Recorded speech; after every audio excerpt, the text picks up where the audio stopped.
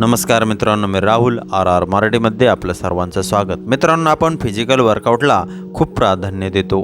आपल्याला थोडं शरीर वाढलं तर आपण लगेच जिम जॉईन करतो किंवा ग्राउंडला जातो, योगा करतो।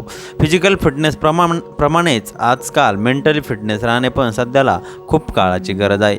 तेच आज आपण आपल्या व्हिडिओत काही गोष्टी सूत्र पाहणार आहोत, त्यामुळे तुम्ही व्हिडिओ शेवटपर्यंत पहा।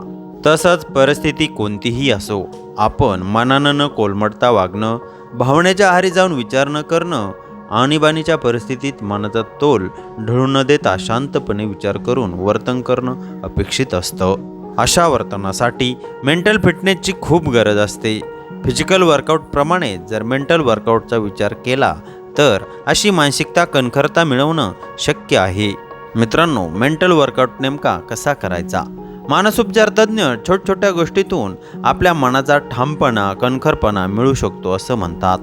त्यासाठी विचार, भावना आणि एकाग्रता या पातळीवर काही गोष्टीची सवय मनाला लावून घेणं आवश्यक असतं। मित्रांनो, जे शक्य नाही ते करण्याचं ध्येय ठेवल्यास आपल्याला हे जमत नाही, जमणार नाही असा विचार येऊन स्वतःचं खच्चीकरण होण्याची शक्यता असते। त्यामुळे तज्ज्ञ म्हणतात, आपल्या आवाक्यातले लक्ष ठेवून त्यासाठी प्रयत्न करा।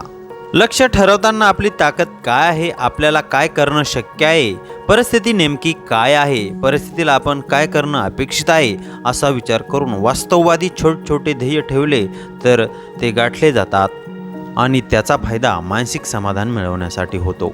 मानसिक समाधान मिळवलं की मनाची ताकद वाढते।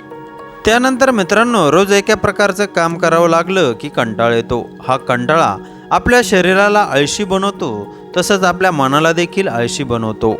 आळशी मन नवीन काम करण्यास, स्वतःसाठी नवीन काही शोधण्यास प्रयत्न करण्यास असमर्थ बनतं। अशा आळशी मनाला हलवून जागं करण्यासाठी, प्रेरित करण्यासाठी मेंदूला आव्हान वाटेल असं काम रोज करायला हवं। त्यात नवीन भाषा शिकणं, नवीन कौशल्य शिकणं, नवीन काम करणं, कोडी सोडवणं, नवीन काहीतरी लिहिणं या गोष्टी केल्यास मेंदूला चालना मिळते। मित्रांनो, अशा गोष्टीतून मन प्रसन्न, उत्साही आणि कार्यमग्न होतं। मन आळसावलं तर नकारात्मक विचाराकडे झुकतं, निराशवादी होतं। म्हणून तज्ज्ञ मनाचा आळस झटकणं महत्त्वाचं मानतात। त्यानंतर मित्रांनो, समोर आलेल्या परिस्थितीचा भावनिक न विचार करता तात्विक विचार करावा। एखादी अवघड परिस्थिती समोर आल्यास भावनिक होऊन हातपाय गाळण्यापेक्षा आपण प्राप्त परिस्थितीत स्वतःची ताकद ओळखून काय करू शकतो हा विचार करणं खूप गरजेचं असतं। भावनिक होण्यामुळे कृतिशून्य होण्याचा धोका असतो, तर तात्विक पातळीवर कोणत्याही गोष्टीचा विचार करता आल्यास समस्येवर उपाय शोधायला मदत होते। याचा फायदा मानसिकरित्या कणखरपणा येण्यासाठी होतो। मित्रांनो, शरीर सतत पळतच राहिलं तर जसं थकतं, तसं मनही सतत विचारांनी, भावनाच्या उलटापालटामुळे थकतं। थकलेलं मन प्रभावी आणि परिणामकारक निर्णय घेण्यास असमर्थ ठरतं।